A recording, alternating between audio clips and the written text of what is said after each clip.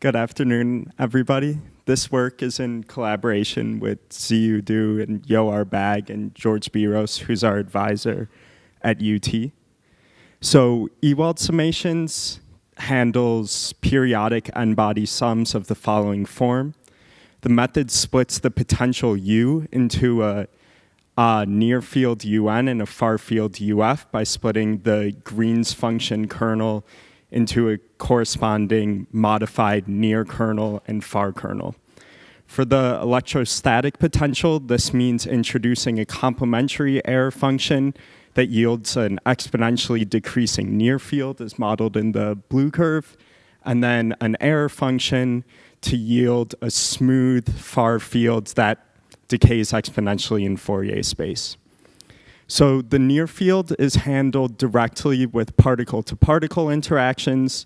A given source particle in orange interacts with compactly supported target particles in blue, and cell lists are introduced such that a given source cell interacts with its neighboring target cells. That's 9 cell interactions in 2D, 27 in 3D. The far field works kind of like a non-uniform FFT. Particles in orange are interpolated to a uniform grid. A fast Fourier convolution is applied, and the resulting potentials are interpolated back from grid to particle. How that works data structure-wise is similar to the particle-to-particle interactions.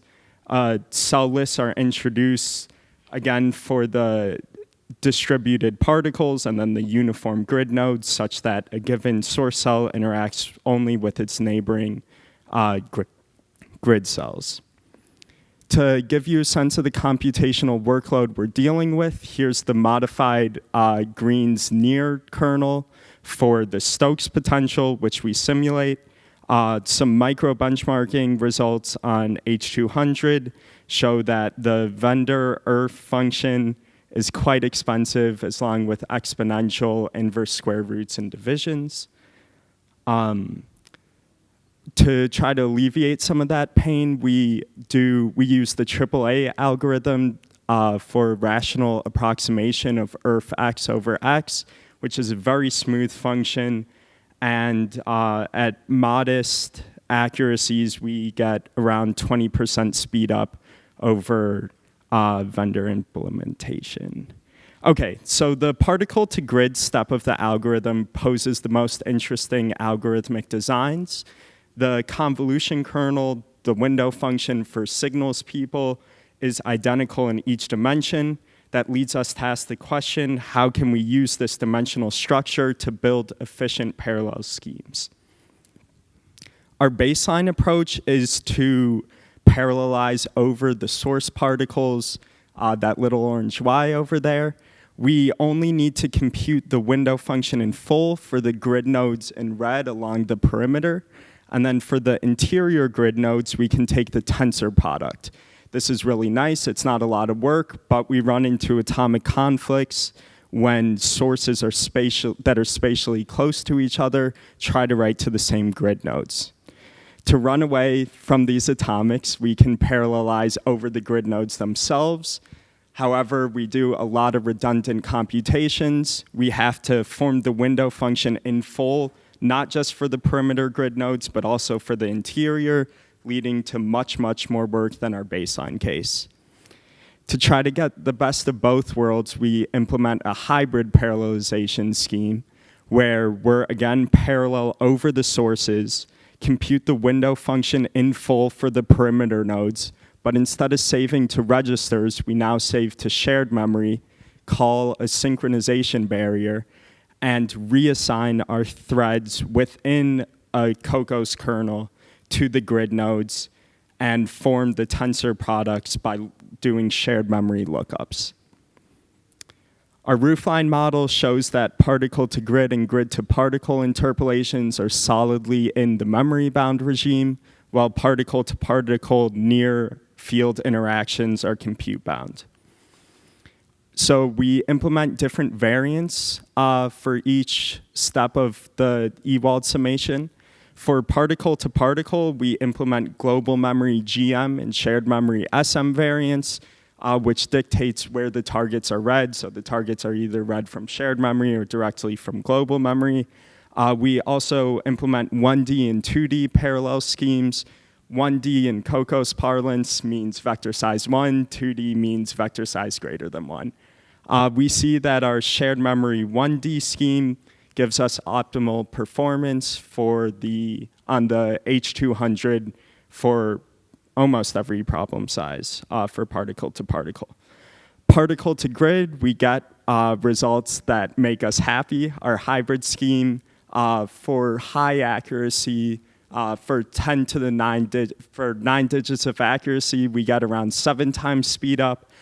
For even more accurate, if you ask for even more digits, we'll give you even more speed up. This is because the grid is shrunk and the baseline implementation has more atomic conflicts.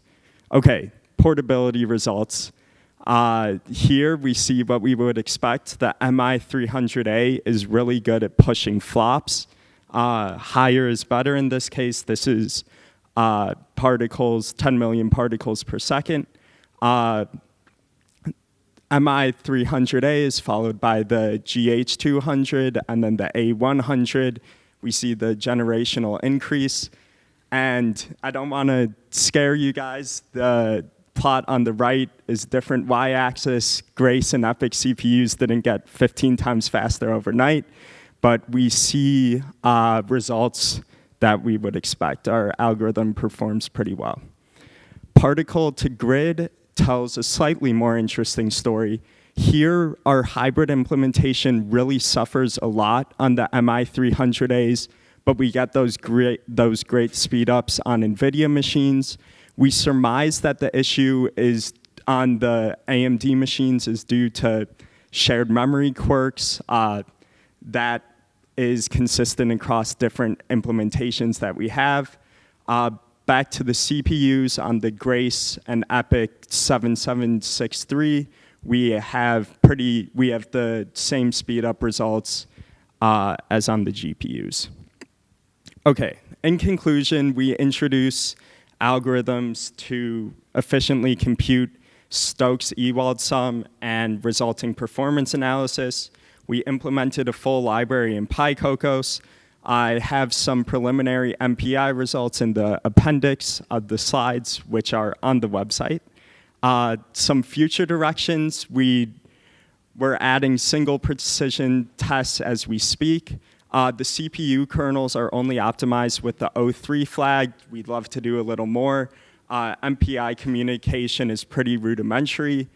We don't study the effects of highly non-uniform source and target particle distributions, which we'd like to.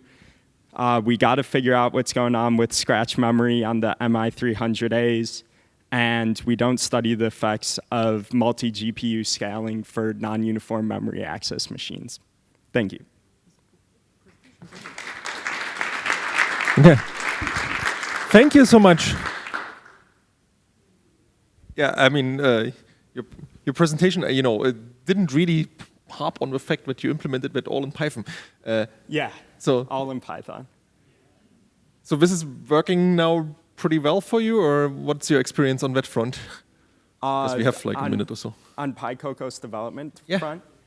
Yeah, it's working pretty well. So we do our data structures in CuPy on the GPUs and on NumPy for the CPUs. We played around with Torch a little, and then all our parallelism is PyKokkos, not a lot of lines of code. It's easy to use vendor libraries, so yeah, 2 thumbs up on the Python side. Okay. It's good, yeah, because I mean we heard earlier in this meeting, right, that you seem to fall into this category, which is on the, younger than C++ side, right? So, well, yeah. I guess you're confirming that sentiment. Thank you so much, Chef. Thank you. By the way, one more thing, as while we switch over here. Yeah. The performance thing, I would be interested to see if it's just the size of the shared memory available, right? Because MI300 and like has way less like L1 cache and shared memory size available. And there's experiments we can do to check that on the NVIDIA hardware actually. So that might be interesting to do. Okay. Okay.